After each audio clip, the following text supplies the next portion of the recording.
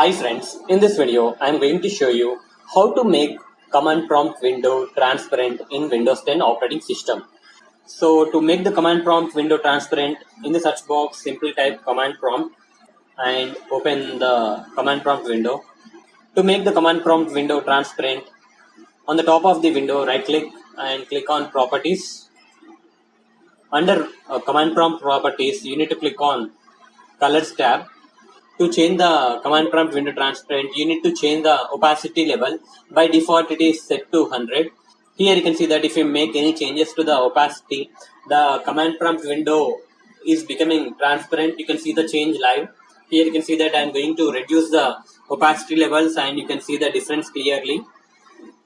Set it whatever opacity levels you want and click on OK.